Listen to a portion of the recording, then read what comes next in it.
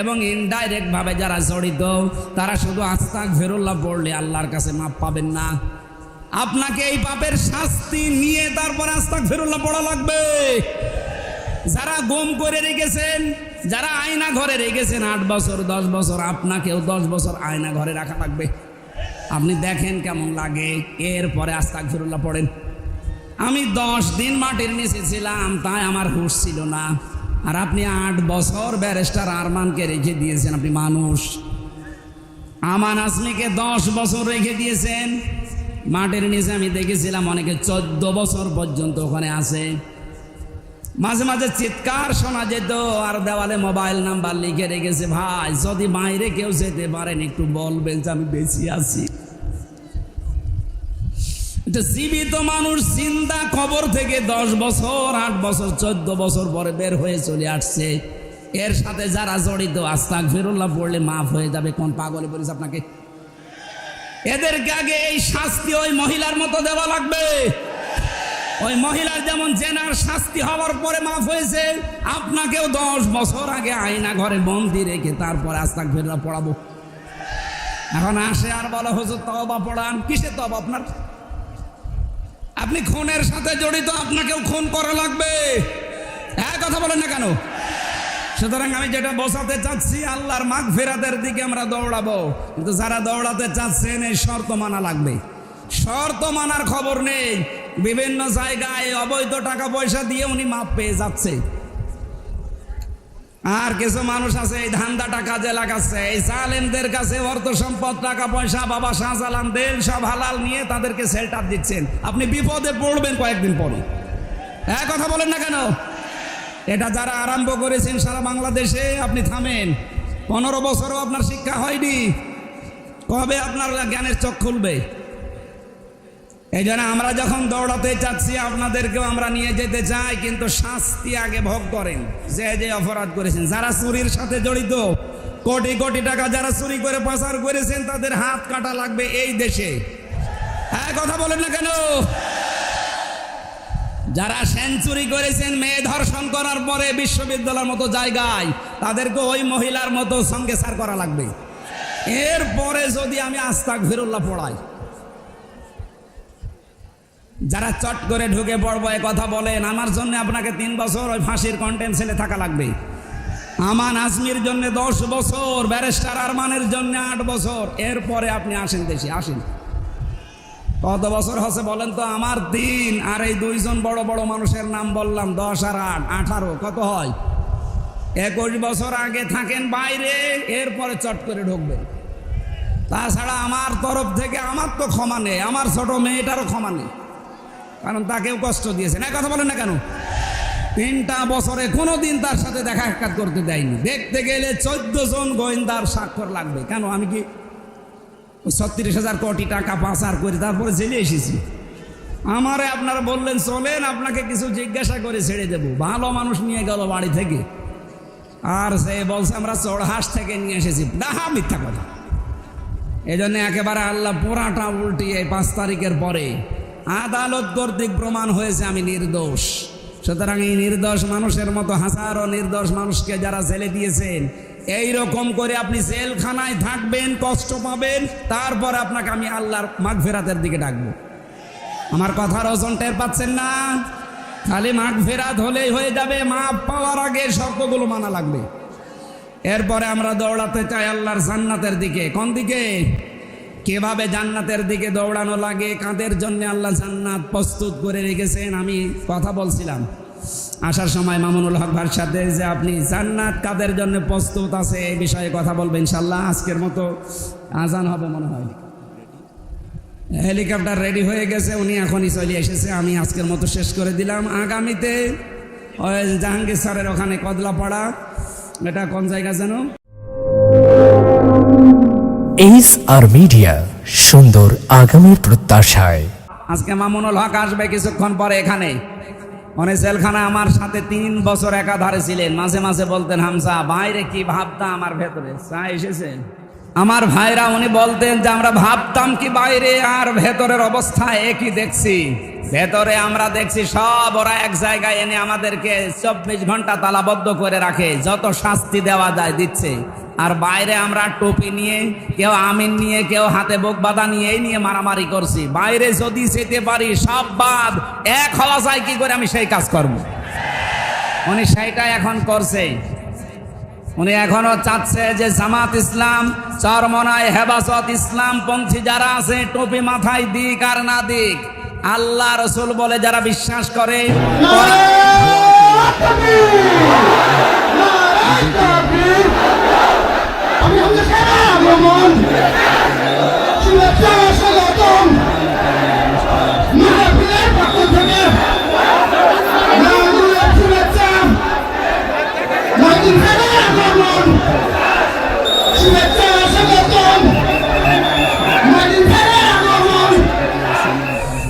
বাংলাদেশের ঐতিহ্যবাহী জেলা যশোর শিকরগাছা থানার অন্তর্গত সটিপুর বাজার গঙ্গানন্দপুর হাই স্কুল ময়দানে বৈষম্য বিরোধী ছাত্র আন্দোলনের শহীদ ও আল্লামা সাইদি রহমতুল্লাহ আলাইহির আত্মার মাগফিরাত কামনায় ঠিকানা তানজিমুল কোরআন ক্যাডেট মাদ্রাসার উদ্বোধন উপলক্ষে একবারে মাহফিলটা হওয়ার কথা ছিল কয়েকদিন আগে। ধোয়া তোলার কারণে এটা বন্ধ হয়ে যায়। দ্বিতীয়বার আবার ঠিকানা কালচারাল ফাউন্ডেশনের উদ্যোগে বিশাল কোরআনে কারিমের অনুষ্ঠানের সম্মানিত সভাপতি, এ মাহফিলের প্রধান অতিথি জনাব মাওলানা হাবিবুর রহমান, সহকারী অধ্যাপক বাগাসরা সিদ্দিকিয়া সিনিয়র ফাজিল মাদ্রাসা, বিশেষ অতিথি সহকারী অধ্যাপক গাজীর দরগা ফয়জাবাদ ফাজিল বিয়ে মাদ্রাসা মাওলানা আরশাদুল আলম প্রধান বক্তা। আমি এতক্ষণ ওনার সাথেই ছিলাম। শাইখুল হাদিস ইবনে শাইখুল হাদিস, আমার আরাফাতের ভাই এবং জেলখানার বড় ভাই শাইখুল হাদিস আল্লামা মামুনুল হক হাফিজাহুল্লাহ এখানে প্রধান মেহমান হিসাবে উপস্থিত থাকবেন। হয়তো মাগরিবে বা এশার পরে উনি কথা বলবেন।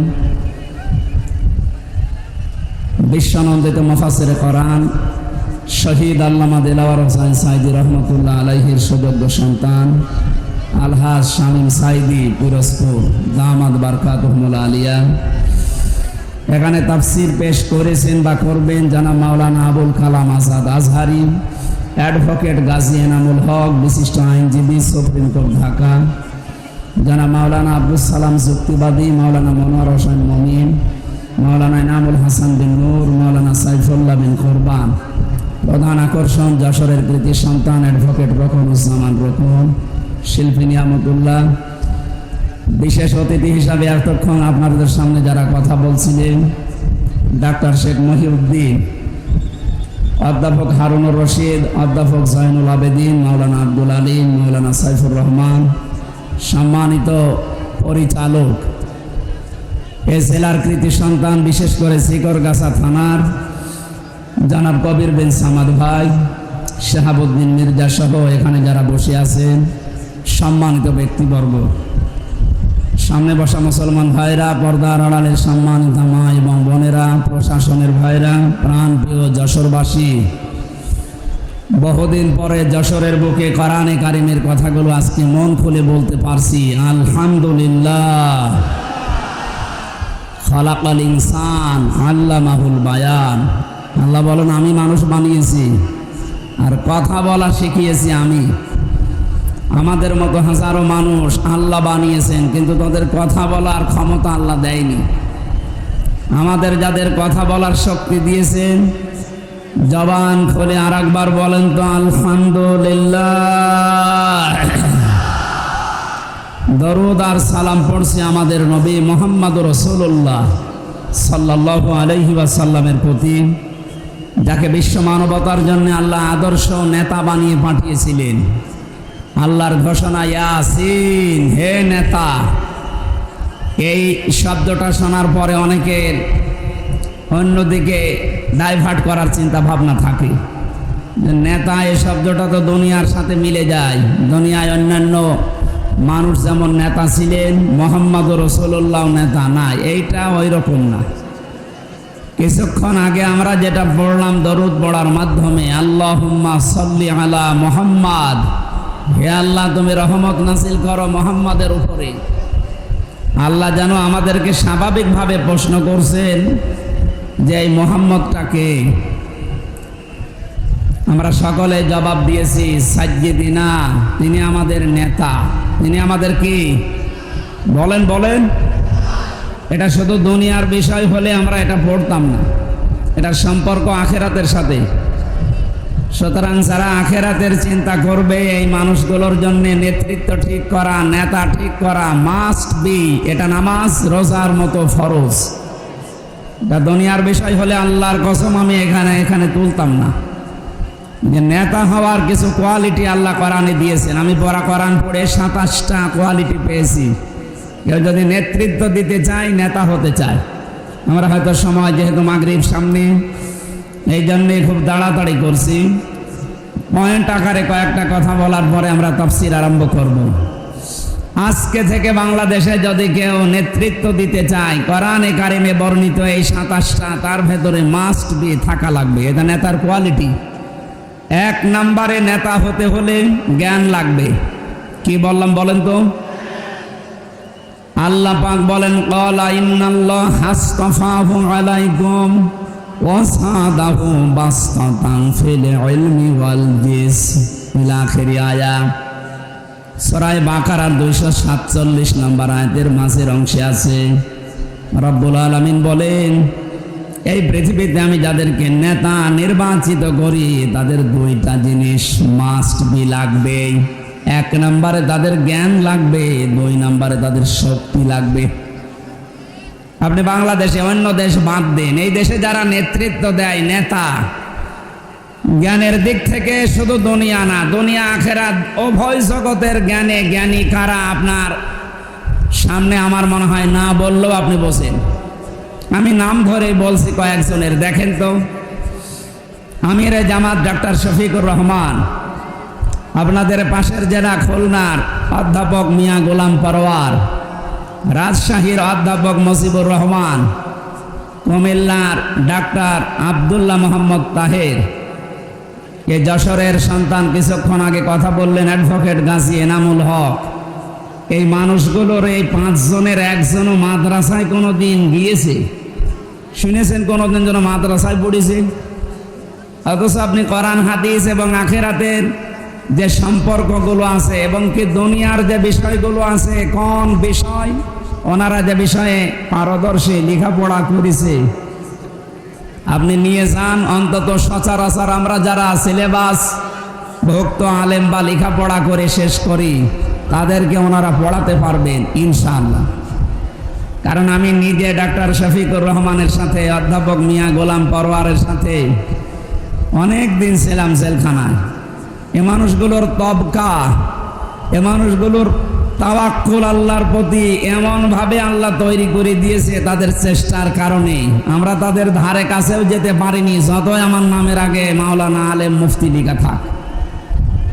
এই জন্য নেতা যারা হবেন এই দেশে, তাদের জ্ঞান অর্জন করা লাগবে। শুধু দুনিয়ার জ্ঞান না, দুনিয়া আখেরাত উভয় জগতের জ্ঞান। এই আয়াতটার সাথে আপনারা একমত আছেন কিনা দেখি? লিল্লাহে তাকবীর। আমি দেখলাম অনেকে হাত তোলেননি, ঠিক আছে, অসুবিধা নেই। জানি আপনি মনে হয় এখানেই কথা রেখে বাড়ি চলে যাবেন। আমি পয়েন্ট আকারে কথা বলি, শেষ করি। 2 নম্বরে, কেউ যদি নেতা হতে চায় তাহলে মহিলা হলে চলবে না, পুরুষ হওয়া লাগবে। এইটা আমি বানালাম, হ্যাঁ, এটা বানিয়ে বললাম না। সূরা নিসার 34 নম্বর আয়াতের প্রথম অংশে আছে, আর রিজালু কাওয়ামুনা আলান নিসা। আল্লাহ তাআলা বলেন, পুরুষকে আমি নেতৃত্বের ভার দিয়েছি, মেয়েদের বানিয়েছি তাদের আজ্ঞাবহ, তাদের অধিকারে থাকবে তারা। পুরুষ হবে অভিভাবক, নেতা, নেতৃত্ব দেওয়ার গুণাবলী আল্লাহ পুরুষকে দিয়েছে। এই আয়াতের তাফসীরে একটা হাদিস এসেছে, ক্বালান নবিয়্যু সাল্লাল্লাহু আলাইহি ওয়াসাল্লাম লা ইউফলিহা কওমুন, নবীজি গ্যারান্টি দিয়ে জানাচ্ছেন ওই জাতি কখনো সফল হচ্ছে না, হবেও না। যে জাতির নেতৃত্বে কোনো মহিলা বসে আছে। আমার মনে হয় এই 53 বছরে আমরা সফল হতে পারি নাই, তার অন্যতম কারণ এই হাদিসটা। কথা বলে না কেন? যাই হয়ে গেছে পাস্ট, সামনে কোনো মহিলা এসিয়ারে আর বসবে না ইনশাআল্লাহ। যারা চট করে ঢুকে পড়ার আকাঙ্ক্ষা পেশ করছেন, আপনি থেমে যান, কারণ এই জাতি আর মানবে না। কিয়ামতের আগে দেশে মুসলমানদের মাথার উপরে যারা আসবে তারা পুরুষ হওয়া লাগবে, মহিলা আসতে পারবে না। কথা বলে না কেন? এটা মানতে পারবেন তো? এটা আমি কি বানিয়ে বললাম না কোরআনে আছে? 3 নম্বরে নেতা হওয়ার কোয়ালিটি বৈশিষ্ট্য, তাকে জালেম হওয়া যাবে না। অথচ 15.5 বছরে কথার দ্বারা, মিডিয়ার দ্বারা, ক্ষমতার দ্বারা, প্রভাব প্রতিপত্তির দ্বারা, বানানো আইন দিয়ে যারা সবচাইতে বেশি জুলুম করেছে ওরাই বড় নেতা ছিল। কথা বলেন। আমাদের জাতির পিতা যিনি হযরত ইব্রাহিম আলাইহিস সালাম। আপনারা এত কথা বললে আমারে নিয়ে আসলেন কেন? আমি বাড়ি ঘুমাতে পারতাম। কথা বন্ধ করেন ভাই, আমি হাত বার জোর করে বলছি, দাঁড়িয়ে থাকেন, বসে থাকেন, শুয়ে থাকেন, কোনো জায়গা পেলে, অথবা বাড়ি চলে যান, কিন্তু কথা বলবেন না। কোরআনের আলোচনায় কথা বললে কবিরা গুনাহ হবে, কথা বলবেন না। আমি একটা চার কথা বলেছিলাম, কবির বিন সামাদ ভাই, মনে হচ্ছে কিয়ামতের পরে আসবে। আমার মনে হয় চা খেয়ে আসাই ভালো ছিল যশোর শহর থেকে। ও, মানুষের জন্য যাওয়া যাচ্ছে না, ঠিক আছে। চা খাওয়ার পরে গলার যে অবস্থা হবে, আল্লাহ যেন অবস্থায় ফিরিয়ে দেন, বলেন আমিন। এত মানুষের দোয়া তো, গলা ঠিক হয়ে যাবে। আজকে 3টা চলছে, এই জন্য শরীর পারছে না। 3টা বছর জেলখানায় যদি না থাকতাম, আমার কোরআনে কারিমের কথাগুলো আরো বেশি প্রচার করতে পারতাম। যারা আটক করে রাখলেন, কি হলো বলেন তো? আপনার কোনো লাভ হয়েছে? আমি কষ্ট পেয়েছি, আমার স্ত্রী, আমার সন্তান, মা বাবা, আর দেশের মুসলমানেরা কষ্ট পেয়েছে।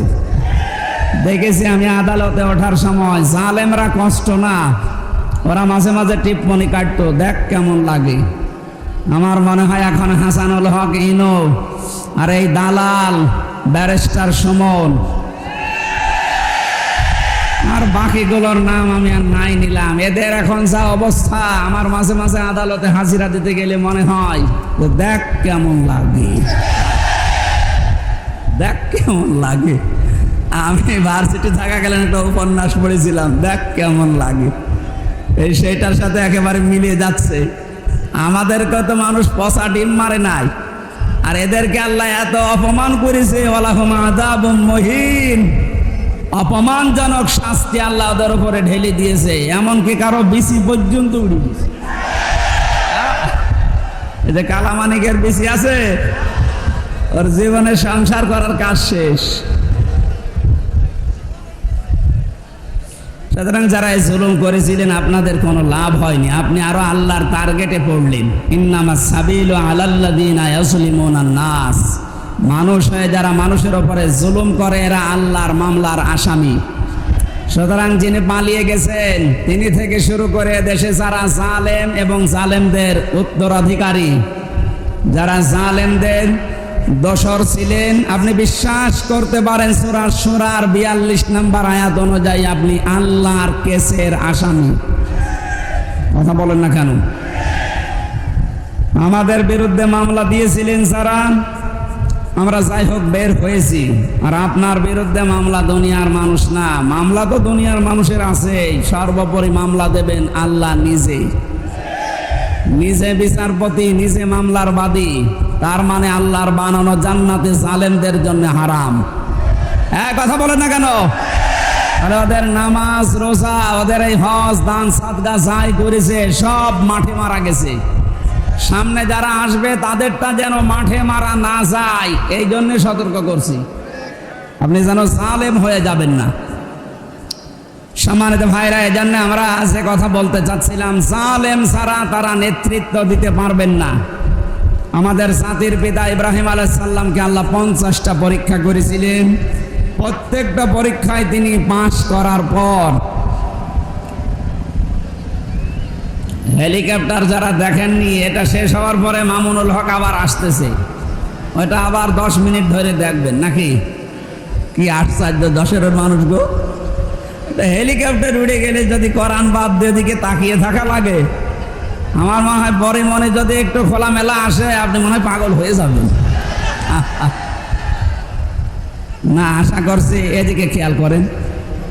যা কোনারা চলে যাক, একটু ঘুরতে ঘুরতে ওঠে তো।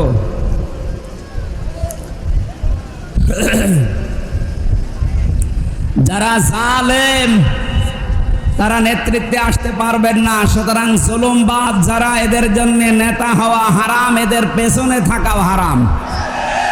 4 নম্বরে নেতা হতে পারবে না তারা, যে মানুষগুলো, এবার আমি দলিল দিচ্ছি।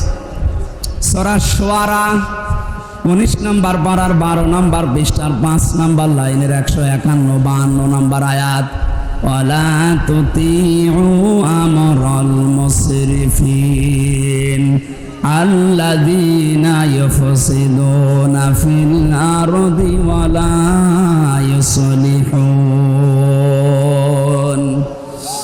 আল্লাহ পাক বলেন তাদের অনুসরণ করা যাবে না, দুনিয়াতে যারা ইসরাফ করে, অপব্যয় করে, অপচয় করে। দুনিয়ায় যারা আল্লাহর তৈরি করা আইন বাদ দিয়ে মানুষের তৈরি করা আইন কায়েম করতে চায়, তাদেরকে ফাসাদ সৃষ্টিকারী বলা হয়। এই আয়াতের ভেতরে আল্লাযীনা ইউফসিদুনা ফিল আরদি, আমি যতগুলো তাফসীর দেখেছি, মুফাসসিরিনে ইকরাম লিখেছেন এখানে ফাসাদ মানে মানুষের তৈরি করা আইন। যশোরবাসী হৃদয়ের কান দিয়ে শোনেন, আল্লাহ নিষেধ করেন অনুসরণ করতে তাদের যারা মানুষের তৈরি করা আইন প্রতিষ্ঠা করতে চায়। এখন আপনার বিবেকে যা বলে আপনি তাই করেন। 2 নম্বরে ওয়ালা ইসলিহুন, দুনিয়ায় যারা সংশোধন চায় না, এ পৃথিবীতে যারা শান্তি স্থাপন করতে চায় না, শুধু মুখে বলি উড়িয়েছে 15.5 বছর যে আমরা শান্তি চাই, যত অশান্তির দাবানল তাদের মাধ্যমেই জ্বলেছিল। কথা বলেন ঠিক কিনা?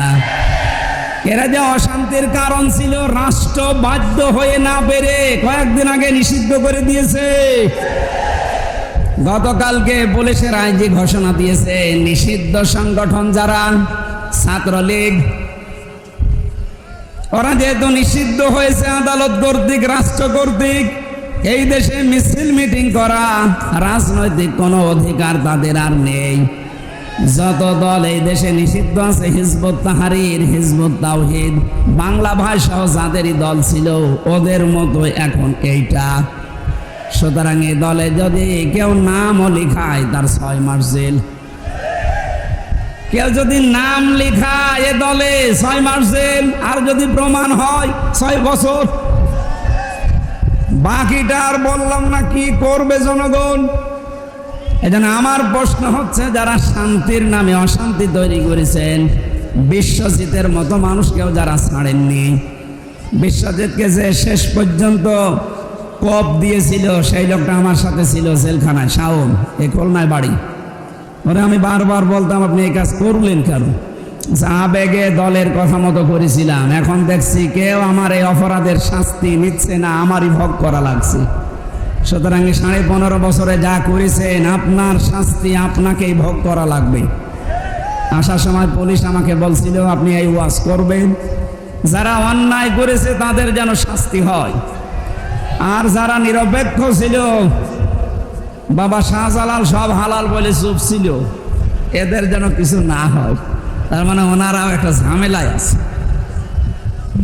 আমার মামলার আয়ু পর্যন্ত আমারে এখন স্যার বলে, স্যার আমি যে আপনার কাছে ওই টাকা নিয়েছিলাম, এটার জন্য আপনি বললেন না। ও আমারে স্মরণ করিয়ে দিচ্ছে না। আমার তো মনে ছিল না, 3 বছর আগে আমার বাবার কাছ থেকে নিয়েছে। পুলিশ এসে জিজ্ঞাসা করছে, ওই তোর বাবা কোথায়? বলছে চৌকির নিচে বলি আছে, আমি বলবো না, তো বলেই দিয়েছি। সুতরাং যারাই অন্যায় করেছেন, অনুশোচনা হচ্ছে, আপনার এই অপরাধ মাফ করার কিছু পন্থা আছে, আমি সামনে যাব ইনশাল্লাহ। নেতৃত্বের কোয়ালিটি বলছিলাম। সুতরাং যারা শান্তি স্থাপন করতে চায় তারা হবে জাতির নেতা।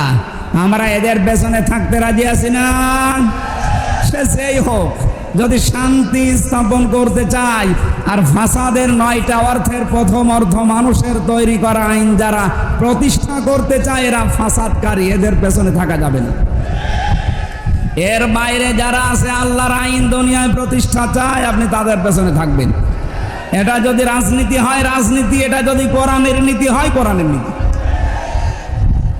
কিছু মানুষ আছে এখনো পর্যন্ত এই দেশে নামাজ পড়ে, রোজা রাখে, হজ করে এসেছে, দান সাদকা করে।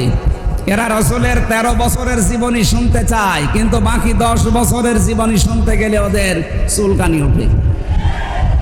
যে মুহাম্মদুর রাসূলুল্লাহর মক্কার জীবনে 13 বছর অত্যাচারিত হয়েছিলেন, ওই মুহাম্মদুর রাসূলুল্লাহ 10 বছর মদিনায় রাষ্ট্র চালিয়েছিলেন। নবীজি তো 13 বছর, আর আমরা মনে হয় যে 15 বছর পার করে ফেলেছি। কথা বলেন। সুতরাং এই সিস্টেম অনুযায়ী এখন 10টা বছর নবীজির মতো কোরআন দিয়ে এই দেশ চলবে, আর এইটাই সবচাইতে বড় সুন্নাহ। মান তামাসসাকা বিসুন্নতি ইনদা ফাসাদি উম্মতি ফালাহু আজরুন মিয়াতি শাহিদ। আমার উম্মতের যখন দুরবস্থা চলবে, ওই সময় যদি কেউ একটা মরা সুন্নাত জিন্দা করতে পারে, তার আমল নামায় 100 শহীদ আবু সাঈদের মতো গলা কাটা শহীদের সওয়াব পাওয়া যাবে ইনশাআল্লাহ। একজন আবু সাঈদ নিয়ে যদি এদের স্বাধীন হয়ে যায়, 100 গলা কাটা শহীদের সওয়াব নিয়ে কিয়ামতে উঠতে পারবেন, যদি কোরআন এই দেশে কায়েম হয়ে যায়।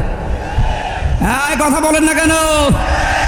এটা নফল না, মুস্তাহাব না, মুবাহ না, সুন্নাত না, এটা ফরজ। পৃথিবীর যত নবী আল্লাহ পাঠিয়েছেন, 2 জন নবীকে তো আল্লাহ রাজত্বই দিয়েছিলেন, হযরত দাউদ নবী, সুলাইমান নবী আলাইহিস সালাম। বাকি যত নবীর জীবনী আমি পড়েছি, প্রত্যেক নবীর জীবনের মিশন ভীষণ এইটা ছিল, আনাকিমুদ্দিন, যে জমিনে দিন কায়েম করা লাগবে। আমরা দেখেছি পৃথিবীর নবীদের তাদের শরীয়তে হয়তো কম বেশি ছিল কোনো মাসলা মাসাইলে, বিধানে, কিন্তু এই বিধান প্রত্যেকের জন্য প্রযোজ্য, যে আনাকিমুদ্দিন, যে দিন কায়েম করা লাগবে। ওয়ালা তাতাফাররাকু ফি, এখানে কোনো মাসলা মাসাইল আর নেই, কোনো ফতোয়াবাজিও নেই, কোনো মত পার্থক্য চলবে না। কথা বলে না কেন? এই দেশে শুধু আমার মনে হয় যারা ক্ষমতায় ছিলেন তারা বাদে বাকি আমরা যা ছিলাম সবাই মাজলুম, সে যে দলের লোক হোক। কথা বলুন।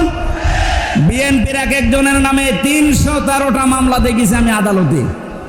ওর বাড়ি বড়গুনায়। বললাম ভাই মামলা কয়টা? বলছে বেশি না, 313টা। তো বলেন তো, 313টা যার মামলা, এক একটা যদি হাজিরা দেওয়া লাগে, ওর বছরে আর কোনো কাজ করার কায়দা আছে? আমারে বলেছিল 50টা মামলা দেব, আমারে 2টা দিয়েছে, টাকা নিয়েছে বাবার কাছ থেকে 10 লাখ, এই জন্য আমারে আর মামলা দেয়নি।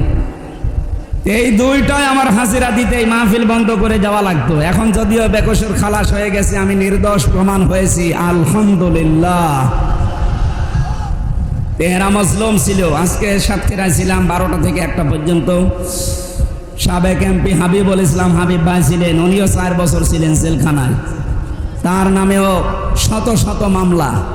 বিএনপির ভাইরা, জামাত ইসলামীর ভাইরা, ছাত্র শিবিরের ভাইরা, অন্যান্য ইসলামী দলের ভাইরা, আমরা যারা ছিলাম এদেশে ক্ষমতা বাদ দিয়ে সবাই মাজলুম। এখন যে অবস্থা এসেছে, এখন কিন্তু সব এক হওয়ার সময়। উহুদের যুদ্ধে কিন্তু বিজয় হয়েই গিয়েছিল। কথা বলেন না কেন? কিন্তু বিজয়টা আর শেষ পর্যন্ত আমরা ধরে রাখতে পারিনি। আমাদের এখন যদিও বিদায় হয়েছে, যদি এখনো এক হতে না পারি, সত্যিই কিন্তু উহুদের মতো পরাজয় আবার আসবে। আন্তর্জাতিক ষড়যন্ত্র আপনি খেয়াল করছেন? হামজা বাইরে কি ভাবতা আমার ভেতরে চা এসেছেন।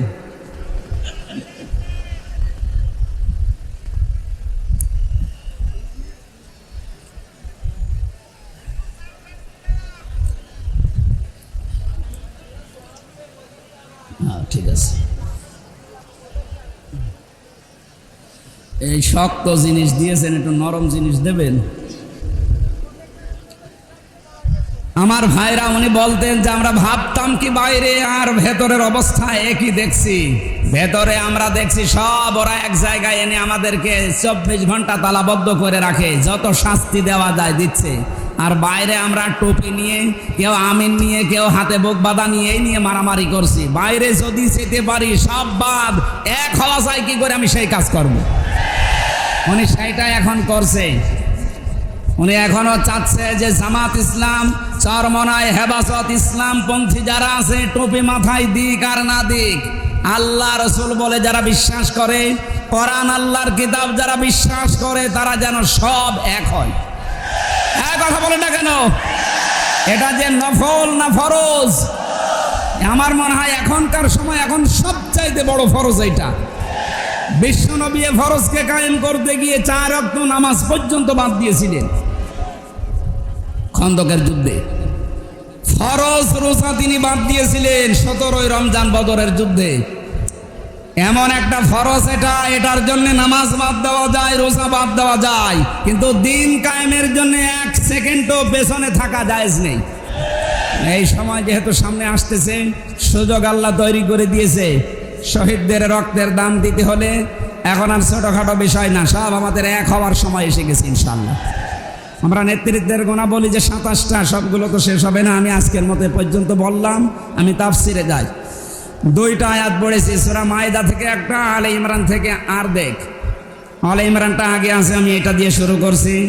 কিছুদিন পরে যশোরে একটা মাহফিল আছে, যে জাহাঙ্গীর স্যারের ওখানে, কদলাপাড়া রহিতা মনিরামপুরে, ওইটা 8 তারিখে ডিসেম্বরের রাতের বেলা, এসার পরে উঠবো ইনশাল্লাহ।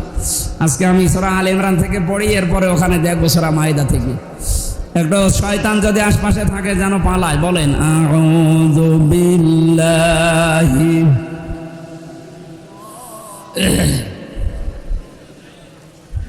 ওয়াসারিউ ইলা মাগফিরাতিম মির রাব্বিকুম ওয়া জান্নাত ইলা আখিরি আয়াত। 133 নম্বর আয়াতের প্রথম অংশ। আমি খুব শর্টে কাটে বলছি। আল্লাহ পাক বলেন তোমরা দৌড়াও। কে বলছেন বলেন তো? তাহলে এবার প্রস্তুতি নিন, দৌড়ানো লাগবে। ইলা মাগফিরাতিম মির রাব্বিকুম, তোমাদের রবের ক্ষমার দিকে তোমরা দৌড়াও। এই যে ক্ষমা, মাগফিরাতের শব্দটা শুনতে যত ছোট মনে হচ্ছে, সহজ মনে হচ্ছে, এটা এত সহজ না। আর 15.5 বছরে যারা জুলুম, নির্যাতন, অত্যাচার, আয়না ঘরের সাথে সম্পৃক্ত ছিলেন, তাদেরও ক্ষমা আছে, কিন্তু এই অপরাধের শাস্তি আগে দুনিয়ায় হওয়া লাগবে। তারপর অনেকে মনে করছেন আবার কি ঝামেলায় ফেলে দিলেন। আরে ভাই, আমি আপনাকে বাঁচাতে চাই। ওই রকম সিটারি বাটপারি আর ওই প্রতারণা করে আপনাকে দুনিয়ায় বিপদে ফেলবো, আখেরাতেও আপনি পড়ে থাকবেন বিপদে। আমি চাই আপনি যেন মরণের পরে আর কোনো বিপদে না পড়েন। দুনিয়ায় যে ধরনের অপরাধ করেছেন, যদি জেনা করেন জেনার শাস্তি নিয়ে যান, যদি চুরি করেন চুরির শাস্তি নিয়ে যান, যদি ডাকাতি করেন ডাকাতির শাস্তি নিয়ে যান, যদি গুম করেন, খুন করেন, যদি আয়না ঘরে রাখেন তার শাস্তি নিয়ে যান, তারপরে মারা যান। নয়তো আপনার দুনিয়াও শেষ, আখিরাত তো শেষ হয়ে গেছে। আমি একটা হাদিস বলছি, এটা তাফসিরে ফি জিলালিল কোরআনে পাবেন। এক যুবতী মেয়ে এসে রাসূলের কাছে বলেছে, হে রাসূল, আমি জিনা করেছি, আপনি আমাকে মুক্ত করেন এই পাপ থেকে। নবীজি কিন্তু বলতে পারতেন যে যাও আস্তাগফিরুল্লাহ পড়ে নাও, বলতে পারতেন না? কথা বলেন না কেন? আমাদের দেশে তো বিভিন্ন পীরের দরবার থেকে, বিভিন্ন মসজিদ থেকে এই কথাগুলো এখন আসতেছে।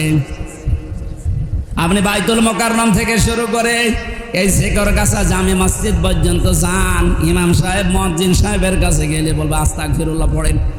এটা একটা বাক্য। কিন্তু মানুষ যদি নিজের অপরাধ মাফ করতে চায়, শুধু বাক্য পড়লে হবে না। তাওবা করার নিয়ম হচ্ছে অপরাধ যার কাছে স্বীকার করবেন তার কাছে। কথা বলেন না কেন? আপনাদের যশোরের একজন আমার সাথে ছিলেন জেলখানায়, সাবেক ওসি, আমি নাম নিলাম না। উনি আমারে বলছে, হুজুর আপনি তাওবার যে ব্যাখ্যা বলেন এটার সাথে আমার কেমন যেন একটু ঝামেলা আছে।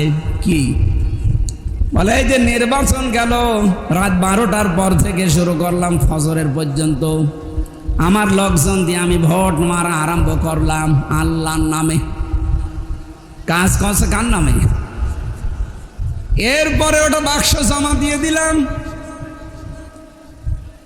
গোসল করার পরে, ওযু করার পরে আমি নামাজে দাঁড়ালাম, আস্তাগফিরুল্লাহ পড়লাম, আমার মাফ হয়েছে না? না, এটা ইয়ার কি মারা হয়েছে। কারণ আপনি তো আল্লাহর কাছে অপরাধ করেননি যে আস্তাগফিরুল্লাহ পড়বেন, আপনি অপরাধ করেছেন ওই এলাকার যিনি এমপিতে দাঁড়িয়েছে 3.5 লাখ 4 লাখ মানুষের দায়িত্ব যার মাথার উপরে উঠবে, যিনি নির্বাচনের মাধ্যমে নির্বাচিত হবে, সেইটা আপনি জোর করে উল্টাপাল্টা করে দিলেন। সুতরাং এই 3.5 লাখ 4 লাখ মানুষের কাছে আগে আগে স্বীকার করবেন। এদের ভেতরে যারা এই কয় বছরে মারা গেছে, এখন আপনি তাদের কাছে মাপ চাবেন কি করে? তার মানে আপনার আর ক্ষমা নেই, কথা বলেন কেন? ওর ক্ষমা আছে। আমরা যারা জীবিত মাফ করে দিলাম, এই 15.5 বছরে যারা মারা গেল, ওদের কাছে আপনি মাপ চাবেন কি করে? এই জন্য মানুষের হক যারা নষ্ট করেছেন তাদের কপাল পুড়ে গেছে। সাবধান, খুব সাবধানের বিষয়ে। নবীজি বলতে পারতেন, এই মেয়ে যাও আস্তাগফিরুল্লাহ পড়ে নাও। সে তো আরব দেশের লোক, আরবি জানে, পড়তে পারতেন না? 3 বার আসার পরে নবীজি বলেছিলেন, ঠিক আছে সন্তান হোক, এরপরে যখন খাবার খাওয়া শিখবে নিয়ে আসবা। ছেলেটাকে এক সাহাবীর হাতে তুলে দিয়ে বললেন, এই মেয়েটাকে পাথর মেরে শেষ করে দাও। হযরতে খালিদ ইবনে ওয়ালিদ বলেন, আমার শরীরে 1 ফোঁটা রক্ত লেগেছিল এই মেয়েটার, আমি ভৎসনা দিয়েছি, ধিক্কার জানিয়েছি। নবীজির কানে কথাটা যাবার পরে বিশ্ব নবী বললেন, থামো খালিদ, এ কথা বলবা না। আমি নবী, তুমি নবী না। আমি যা দেখি তুমি তা দেখতে পাও না, আমি যা বুঝি তুমি তা বোঝো না।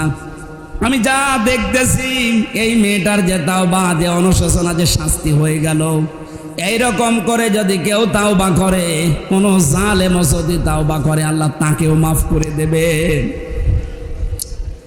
এই জন্য 15.5 বছর যারা জুলুম, অত্যাচার, নির্যাতনের সাথে সরাসরি এবং ইনডাইরেক্ট ভাবে যারা জড়িত, তারা শুধু আস্তাগফিরুল্লাহ পড়লে আল্লাহর কাছে মাপ পাবেন না। আপনাকে এই পাপের শাস্তি নিয়ে তারপর আস্তাগফিরুল্লাহ পড়া লাগবে। যারা গুম করে রেখেছেন, যারা আয়না ঘরে রেখেছেন 8 বছর 10 বছর, আপনাকেও 10 বছর আয়না ঘরে রাখা লাগবে। আপনি দেখেন কেমন লাগে, এরপরে আস্তাগফিরুল্লাহ পড়েন। আমি 10 দিন মাটির নিচে ছিলাম, তাই আমার হুঁশ ছিল না। আর আপনি 8 বছর ব্যারিস্টার আরমানকে রেখে দিয়েছেন। আপনি মানুষ। আমান আজমিকে 10 বছর রেখে দিয়েছেন মাটির নিচে। আমি দেখেছিলাম অনেকে 14 বছর পর্যন্ত ওখানে আছে। মাঝে মাঝে চিৎকার শোনা যেত, আর দেওয়ালে মোবাইল নাম্বার লিখে রেখেছে, ভাই যদি বাইরে কেউ যেতে পারেন একটু বলবেন যে আমি বেঁচে আছি। জীবিত মানুষ চিন্তা কবর থেকে 10 বছর 8 বছর 14 বছর পরে বের হয়ে চলে আসছে। এর সাথে যারা জড়িত, আস্তাগফিরুল্লাহ পড়লে মাফ হয়ে যাবে। কোন পাগলে বলেছে আপনাকে? এদেরকে আগে এই শাস্তি ওই মহিলার মতো দেওয়া লাগবে। ওই মহিলার যেমন জেনার শাস্তি হওয়ার পরে মাফ হয়েছে, আপনাকেও 10 বছর আগে আয়না ঘরে বন্দি রেখে তারপরে আস্তাগফিরুল্লাহ পড়াবো। এখন আসে আর বলে, হুজুর তওবা পড়ান। কিসের তওবা আপনার? আপনি খুনের সাথে জড়িত, আপনাকেও খুন করা লাগবে। এক কথা বলেন না কেন? সুতরাং আমি যেটা বোঝাতে চাচ্ছি, আল্লাহর মাগফিরাতের দিকে আমরা দৌড়াবো, কিন্তু যারা দৌড়াতে চাচ্ছেন এই শর্ত মানা লাগবে। শর্ত মানার খবর নেই। বিভিন্ন জায়গায় অবৈধ টাকা পয়সা দিয়ে উনি মাপ পেয়ে যাচ্ছে। আর কিছু মানুষ আছে এই ধান্দা কাজে লাগাচ্ছে। এই জালেমদের কাছে অর্থ সম্পদ, টাকা পয়সা, বাবা শাহজালাল দেন সব হালাল নিয়ে তাদেরকে শেল্টার দিচ্ছেন। আপনি বিপদে পড়বেন কয়েকদিন পরে। এক কথা বলেন না কেন? এটা যারা আরম্ভ করেছেন সারা বাংলাদেশে, আপনি থামেন। 15 বছরও আপনার শিক্ষা হয়নি, কবে আপনার জ্ঞানের চোখ খুলবে? এই জন্য আমরা যখন দৌড়াতে চাচ্ছি, আপনাদেরকেও আমরা নিয়ে যেতে চাই, কিন্তু শাস্তি আগে ভোগ করেন যে যে অপরাধ করেছেন। যারা চুরির সাথে জড়িত, কোটি কোটি টাকা যারা চুরি করে পাচার করেছেন, তাদের হাত কাটা লাগবে এই দেশে। হ্যাঁ, কথা বলেন না কেন? যারা সেঞ্চুরি করেছেন মেয়ে ধর্ষণ করার পরে বিশ্ববিদ্যালয়ের মতো জায়গায়, তাদেরকে ওই মহিলার মতো সঙ্গে সার করা লাগবে। এরপরে যদি আমি আস্তাগফিরুল্লাহ পড়াই, যারা চট করে ঢুকে পড়বো এ কথা বলেন, আমার জন্য আপনাকে 3 বছর ওই ফাঁসির কন্টেম্প সেলে থাকা লাগবে। আমান আজমির জন্য 10 বছর, ব্যারিস্টার আরমানের জন্য 8 বছর। এরপরে আপনি আসেন দেশে, আসেন। কত বছর হচ্ছে বলেন তো? আমার 3, আর এই 2 জন বড় বড় মানুষের নাম বললাম, 10 আর 8 18, কত হয়? 21 বছর আগে থাকেন বাইরে, এরপরে চট করে ঢুকবেন। তাছাড়া আমার তরফ থেকে আমার তো ক্ষমা নেই, আমার ছোট মেয়েটারও ক্ষমা নেই, কারণ তাকেও কষ্ট দিয়েছেন। এক কথা বলেন না কেন?